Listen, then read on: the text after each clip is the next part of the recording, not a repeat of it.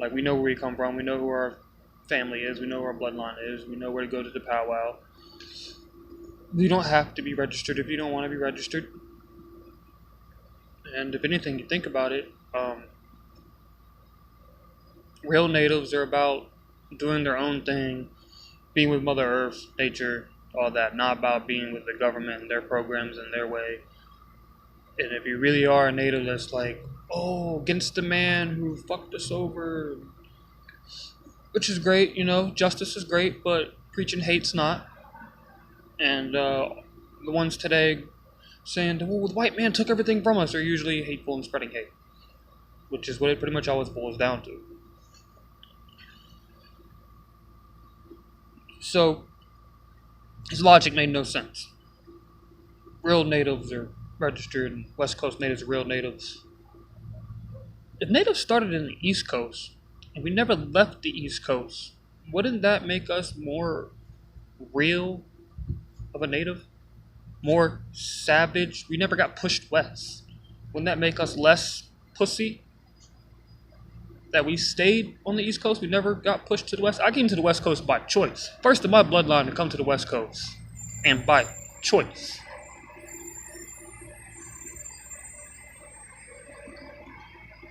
I think that's pretty savage.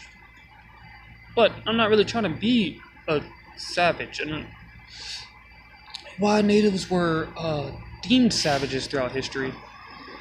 The real native way isn't savage. That was only when they had to defend themselves. When they had to fight.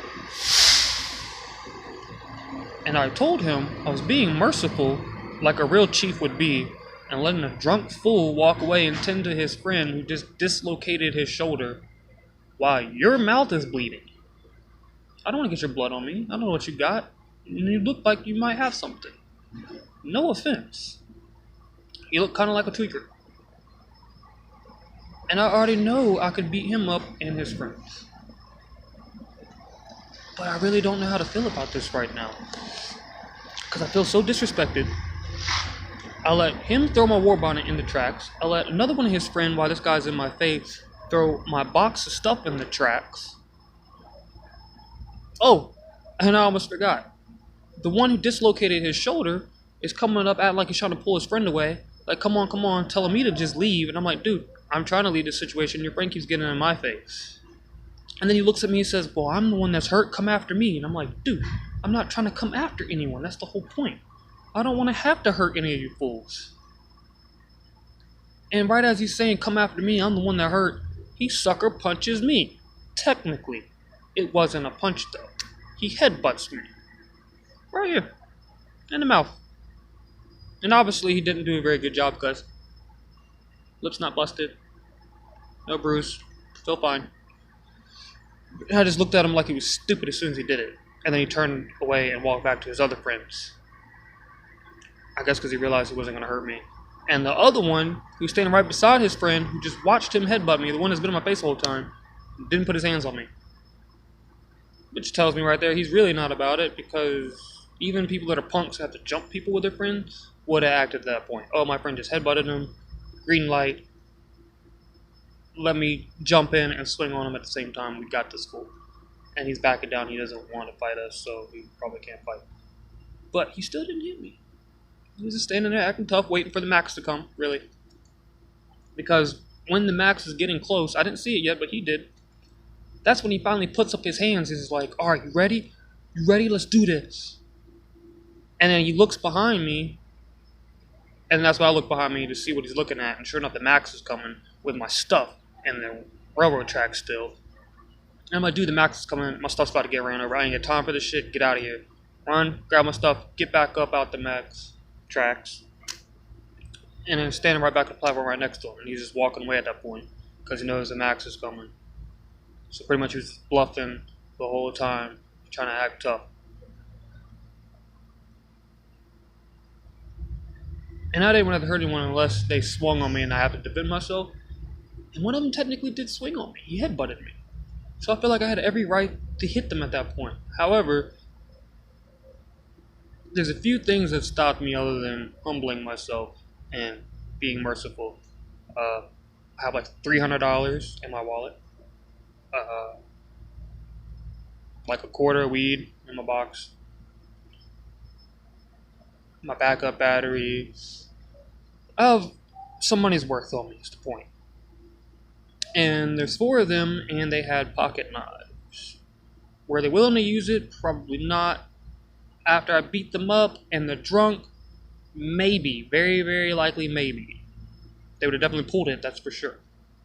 Without a doubt. Maybe swung it at me, tried to cut me, stab me. I don't think they were the type to try to stab me, but maybe, like, if I fucked up all four of them, I would have got, like, stabbed in the leg or something, you know? Arm. And their aim's not that good because they're drunk, so maybe they were trying to stab me in the leg and, like, stab me somewhere worse that I don't want to be stabbed. So these are things going through my mind. But I'm still pretty confident I could have knocked out all four of them and not got stabbed. And then just got on the max like nothing happened. But is that what a chief would do? However, this is the second time someone has taken my war bonnet off my head and disrespected me in this way. And I was merciful because these two people happened to be Native American, and I tried to sympathize with their level of ignorance and try to realize that believe that they're coming from a place of being against racism, you know, a place of goodness. But after this, I've come to realize for sure, which I was already realizing after white people, Asian people, not really any black people, white people, Asian people, and a few natives. But it's really 1 out of 10 people overall that get mad at me wearing a war bonnet every day, Native American headdress. 9 out of 10 people love it, even full-blooded Native American veterans. Other very spiritually aware people, native or not, support this. People that actually live in the indigenous way. People that are actually close with the creator. People of higher consciousness. They get it. They get what I represent, what I'm doing, and they love it and they support it. 9 out of 10 people overall just love it just because they think it's awesome. Aware or not. 1 out of 10 are angry and ignorant. That's what it boils down to. They're just angry and ignorant. Some of them mean good. Some of them just want to vent on somebody and they go, oh, this guy's wearing a headdress. This is something everybody's going to support me going off on, so I can vent on this guy. This is one of those scenarios. Guys see me twice before, had no problem. It wasn't until after he just fought his friend and he's amped up, and I made comments to get his attention while he's amped up, that he's now coming to me and all of a sudden now has a problem with me wearing my war bonnet. No problem before. So this tells me clearly it has nothing to do with the fact that he's Native American and I'm white-skinned, even though I'm half Native. My father's full-blooded. It has nothing to do with my war bonnet. It has everything to do with the fact that he was just angry and ignorant and drunk, which just fueled the anger and ignorance. And he just dislocated his friend's shoulder, so he feels like Billy Badass. And deep down, somewhere, consciously or subconsciously, he wants to get knocked out because he wants to see how much he can take.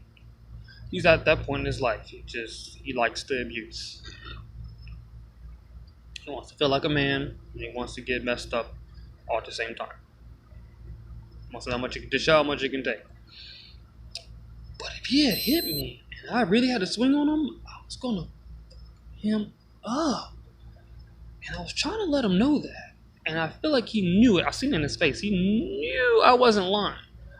But he also knew his homies were there that was gonna have his back. So, and he was drunk, so he probably wasn't gonna feel it. So, I couldn't fuck him up too much before his friend stepped in. And the Max got there. So he was just taking a gamble, like, I'm gonna see what happens. I'm feeling ballsy, but I know I'm not gonna die. This guy doesn't want to fight me, so he's not gonna kill me. But shit, I might not want to actually hit him because I might regret that in the morning with my nose broke. My nose broke. That ain't gonna feel good. And he definitely didn't want to be embarrassed, be knocked out in one hit in front of his homies. He realized that was an option. Because after he walked away the first time, I threw some roundhouse kicks stuff. at the pole to show him, like, dude, I do got moves. Like, I wasn't just bluffing. Like, it's good that you walked away. You made the right call. Didn't say nothing to him. I was just, waiting on the max still, stunting. He was talking to his friends. That's when he came back around, too. Left that part out. So, partly my fault for showboating, I guess, and, being Billy Badass, too, and saying, dude, I ain't scared of you. I could have probably got away and just had it be squashed before I got headbutted for sure. After my war bond was already thrown on the tracks, but before I got headbutted. So I kind of egged on the headbutt. I realize that now. I'm not angry anymore. But I still don't know how to feel. All in all, this just reminds me of a quote I made. And it goes like this. Life is like a roller coaster. You gotta have ups and downs to keep the momentum going. But you also gotta have faith that you'll be okay in the end in order to enjoy the ride. This right now, my friends, is telling me the down cycle is coming. Because like this past month, last 2 weeks for sure, have been magical. And one fate-filled day after another. Unexplainably crazy in a magnificent way. And we came up with a new term with my friend Johnny Austin. And that's life's but a dream. We've been living life like a dream. It's been awesome. So, the down cycle was coming at some point. And tonight, my friends, can't see it, but it is a full moon. It is a full moon tonight. Yes, that's correct. So, what better night for the down cycle to begin, I suppose. Anyways, 25 minutes now. I've rambled long enough. I just had to get it off my chest, vent, record it. Who knows who wants to listen to this? I don't know. But if anyone has any comments to maybe help me understand how I really feel, because I still don't know, I'm confused. Please comment, help me, leave me some food for thought, whatever. Suggestions, relations, how you can relate, whatever you feel like might help. Any possibility is great. Any possibility is better than none at all. Spider on. And with that, I say good night. Peace out.